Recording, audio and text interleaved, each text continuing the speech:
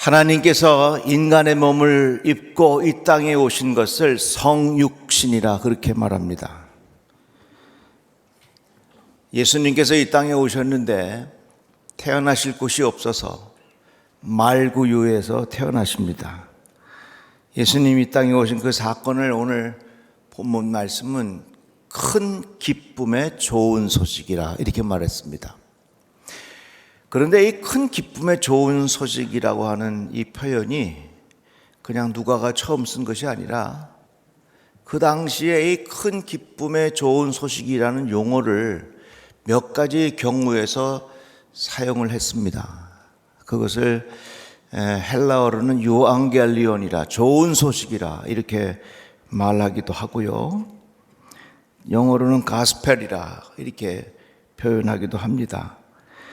그래서 이 좋은 소식, 큰 기쁨의 좋은 소식이라고 하는 이 용어가 그 당시 어떻게 사용되었는가를 잘 살펴보면 예수님께서 오신 것을 더욱 정확하게 이해하는 데 도움이 될 것입니다.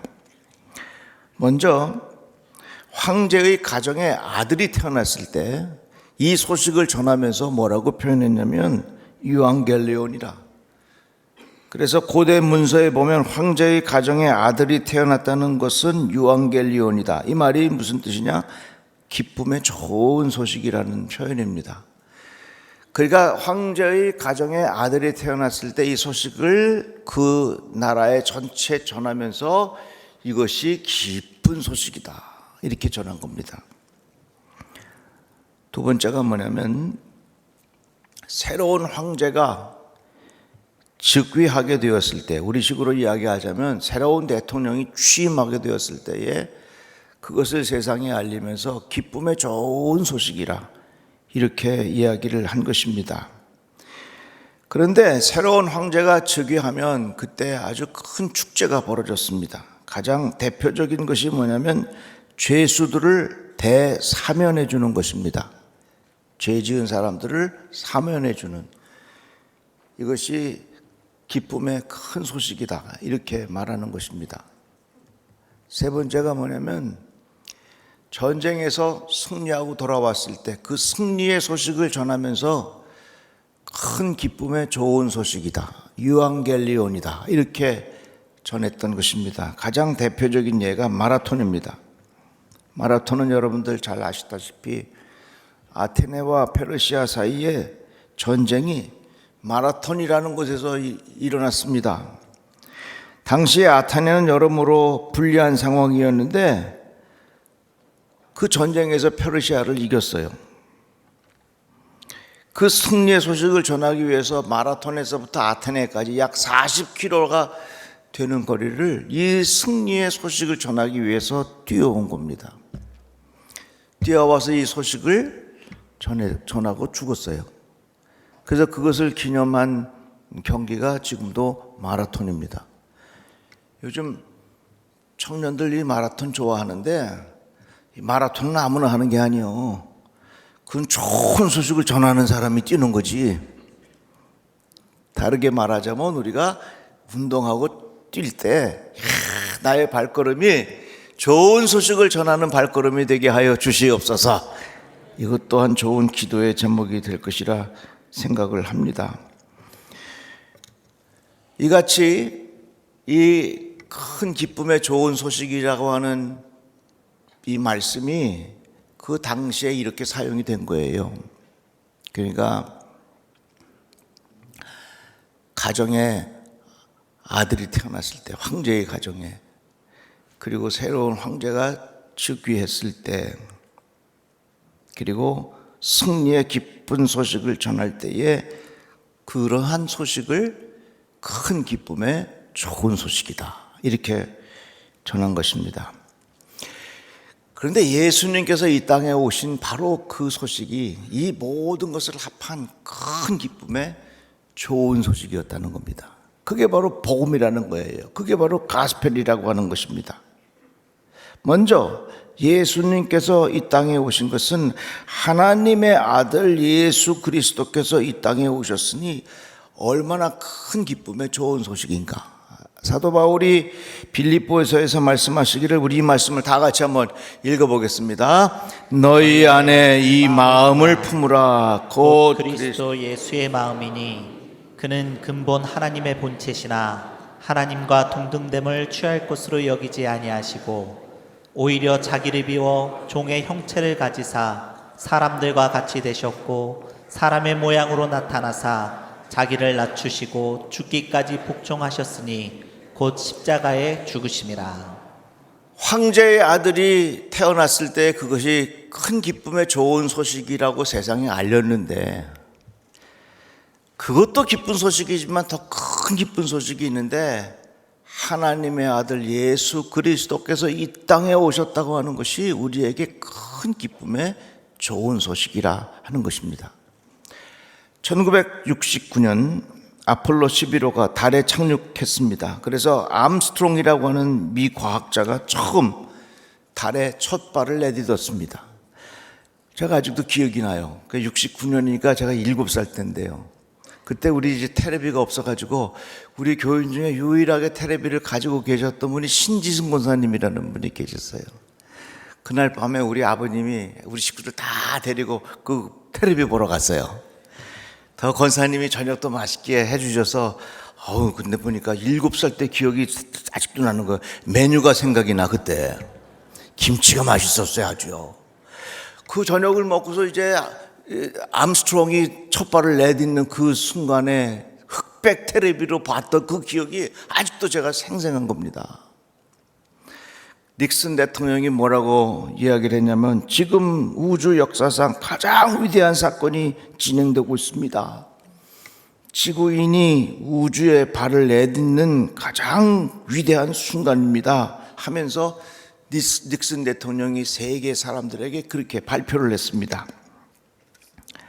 그러자 그 다음날 빌리그레함 목사님이 이 우주 역사상 가장 위대한 사건은 지구인이 우주에 첫 발을 내딛는 순간이 아니라 하나님의 독생자가 지구에 첫 발을 내딛은 사건으로 이미 2000년 전에 이루어졌습니다 하면서 빌리그레함 목사님이 온 세계 사람들에게 이 복음을 전했어요.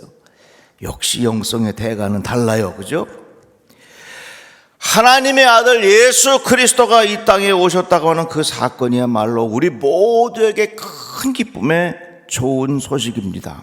로마 시대에는 황제의 가정에 아들이 태어나서 그것을 인하여 기쁜 소식이라고 했는데, 성경은 뭐라고 말합니까? 하나님이 인간의 몸을 입고 이 땅에 오신 것이 큰 기쁨의 좋은 소식이라는 것입니다. 어느 책에 보니까 이런 내용이 있어요. 아이를 키우는 엄마가 고민되어서 친정엄마한테 털어놓습니다. 엄마, 둘째가 학교를 자퇴하고 싶다는데 엄마 이럴 때는 어떻게 해야 돼? 아이가 저토록 원하는데 자퇴하라고 허락을 해야 돼? 아니면 참고 기다리라고 해야 돼? 자퇴하라고 하면 아이의 인생이 망칠 것 같은데 엄마 어떡하지? 그러자 친정엄마가 딸에게 이렇게 대답합니다. 딸아, 엄마의 얘기 좀 들어봐라. 부모는 아이가 지하 깊은 곳에 있을 때 저 높은 곳에서 올라오라고 소리치는 사람이 아니야. 아이보다 더 깊게 내려가서 안아주고 올려주는 사람이 엄마야. 지금은 아이를 올려줄 때가 된 거야. 걱정하지 말고 자퇴시켜. 깊이가 바로 높이가 될 거야. 이번에 아이가 깊이 내려간 만큼 크게 아이가 높이가 될 거니까 내가 아이와 함께 저 깊은 곳으로 내려가 주면 되는 거야. 저는 이 글을 읽으면서 참 마음에 감동이 됐습니다. 엄마가 아이가 아파하는 만큼 더욱 깊이 내려가서 함께 울어주고 공감해주고 그 상처를 어루만져 주라는 그 친정엄마의 충고 아닙니까? 예수께서 인간의 몸을 입고 오신 성육신의 사건이 바로 그런 겁니다. 제 아들이 군대 갔다가 처음 휴가를 나왔어요. 이제 휴가 나와서 이제 집 다시 부대로 복귀할 때가 됐는데, 내가 그 군복을 딱 입고 모자를 썼더니 우리 아들이 아빠 오늘 저 대신 좀 들어가 주시면 안 되겠습니까? 그래서 내가 얼른 벗어 제끼면서 야, 못 들어가, 네가 들어가 그랬지. 그 순간 내가 인간의 몸을 입고 오신 예수님의 생각이 나더라고요. 이 땅에 오신 예수 그리스도, 우리에게는 큰 기쁨의 좋은 소식이라고 하는 것입니다. 이런 시가 있어요. 나는 내가 너무 슬플 때 너와 함께 있고 싶어서 눈물이 되었다. 나는 내가 너무 기쁠 때 너와 함께 있고 싶어서 눈물이 되었다. 하나님께서 우리와 함께 하고 싶으셔서 인간의 몸을 입고 이 땅에 오셨는데 우리는 그 이름을 임마누엘이라 하라. 하나님이 우리와 함께 하신다는 그 복음의 기쁜 소식이라고 하는 것입니다. 그래서 큰 기쁨의 좋은 소식이라고 하는 이 가스펠, 복음, 유앙겔리온이라는 말의 의미가 뭐냐면 황제의 가정에 아들이 태어났을 때 그것으로 인하여 기쁜 소식이라 그랬어요. 하나님의 아들 예수 그리스도가 이 땅에 태어나셨으니 우리에게는 얼마나 큰 기쁜 소식입니까? 뿐만 아니라 황제가 즉위할 때에 축제가 벌어집니다. 여러 가지 축하하는 행사들이 많이 일어납니다. 그런데 그 축제 중에 가장 큰 축제가 뭐냐면 죄인의 죄를 크게 용서해 주는 것입니다. 황제의 특별 사면이라는 것입니다. 투옥자를 석방하고 사형 집행을 기다리고 있는 사람을 용서해 주고 유배에 머물러 있는 사람을 해제해 주고 벌금을 감면해 주고 세금을 내지 못한 사람을 면제해 주고 다양한 특별 사면들이 있습니다. 그래서 황제가 즉위하면 즉위하는 것으로 인해서 이런 엄청난 죄들을 용서해 주니까 이것을 향하여 뭐라고 불렀느냐? 유앙겔리온. 이걸 향하여 뭐라고 불렀냐? 큰 기쁨의 좋은 소식이라고 부른 겁니다. 예수께서 이 땅에 오셔서 우리에게 큰 은혜를 주신 것입니다. 아들을 낳으리니 이름을 예수라 하라. 이는 그가 자기 백성을 그들의 죄에서 구원할 자이심이라 하니라. 이게 얼마나 귀한 말씀이에요. 여러분 잘 들으세요. 우리의 신앙은 절대로 감정에 뿌리를 두는 게 아닙니다. 감정에 뿌리를 두면요, 내가 기분 좋으면 예수 잘 믿고 기분 나쁘면 예수 안 믿고, 내가 저 코너에 몰려갖고 힘들면 쥐야 부르다가 조금 괜찮으면 모른 척하고, 감정에 우리 마음이 기초를, 그 신앙의 기초를 두면 우리의 신앙은 잘못되게 돼 있어. 우리의 신앙은요, 합리적인 판단에 기초를 두면 안 됩니다. 합리적인 판단이라고 하는 것은 이랬다 저랬다 그래요. 이것이 옳을 수도 있고 시간이 지나면 그것이 잘못될 수도 있고, 계속해서 합리적인 판단이라고 하는 것은 끊임없이 변하는 거예요. 사회적 분위기가 우리의 신앙의 기초가 되어서는 안 됩니다. 일본 같은 데 가면요, 십자가 없어요. 일본 같은 곳에 십자가가 없고 예수 믿는 사람이 점점 적어진다고 해서 그 사회적 문화적 분위기 때문에 우리의 신앙이 지장받으면 되겠습니까? 그거 아니야. 그렇다면 우리의 신앙은 어디에 기초를 둬야 되냐? 하나님의 말씀이에요. 성경에서 우리에게 그렇게 가르쳐 주고 있기 때문에 그 말씀이 나에게 진리가 되는 것입니다. 요즘에 유튜브들을 참 많이 보시는데요, 유튜브에 가짜뉴스 많습니다. 제가 한번 이렇게 보다가 어떤 사람이 죽었다고 거기 유튜브에 나오는 거예요. 아, 그 사람이 왜 죽었나 하고서 다른 뉴스를 찾아봤더니 죽긴 뭘 죽어 멀쩡하게 살아있는데, 왜 그런 가짜 뉴스를 전해가지고서 멀쩡히 살아있는 사람을 죽이기도 하고 멀쩡히 잘하고 있는 사람에게 생매장을 시키는 그런 일들이 얼마나 많이 벌어지고 있어요. 제가 요즘에,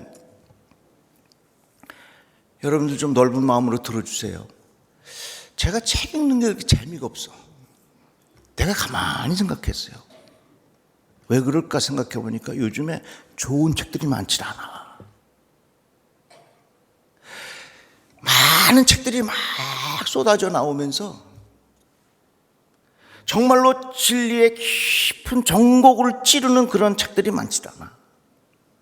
그러니까 요즘에 많은 사람들이 저 책 읽으면서 이 정신적으로 혼란해진 사람들이 참 많아. 그래서 내 마음에 요즘에 무슨 생각이 드냐면, 내가 괜히 허튼 책 한 권 더 읽느니 성경을 조금 더 읽겠다 하는 생각이 제 마음속에 많아졌어요. 왜? 성경에는 진리로 가득 차 있거든요. 그러니까 책 한 권을 읽어가지고서 그 책 한 권에서 정말로 쓸만한 소중한 진리를 찾아내는 것은 정말로 어려워. 그렇지만 성경을 읽으면 이 말씀 속에 깊은 진리의 샘이 그 안에서 팍팍 터지니 하나님 말씀이 그렇게 귀한 거예요. 여러분, 예수 그리스도가 우리의 죄를 용서해 주신다는 것은요, 유튜브에 떠도는 소리가 아니라 성경에서 우리에게 가르쳐 주시는 하나님의 말씀이에요. 예수께서 들으시고 그들에게 이르시되 건강한 자에게는 의사가 쓸데없고 병든 자에게라야 쓸데있느니라. 나는 의인을 부르러 온 것이 아니요 죄인을 부르러 왔노라. 그러므로 이제 그리스도 예수 안에 있는 자에게는 결코 정죄함이 없나니 이는 그리스도 안에 있는 생명의 성령의 법이 죄와 사망의 법에서 너를 해방하였습니다. 어디 있어요? 성경에 있어. 성경은 뭐라고 말합니까? 예수 그리스도를 통하여 우리의 근본적인 죄를 해결해 주셨다고 하는 이 소중한 대사면의 약속이 있으니 이것이야말로 큰 기쁨의 좋은 소식이 아니냐 그 말이죠. 그러니까 이 성탄이 온다고 해서 캐롤 들으면서 그냥 마음이 붕 떠 있을 게 아니에요. 괜히 송년회 지나가면서 사람들의 마음이 붕 떠 있을 것이 아니라, 왜 우리가 이 성탄을 큰 기쁨의 좋은 소식이라고 하느냐?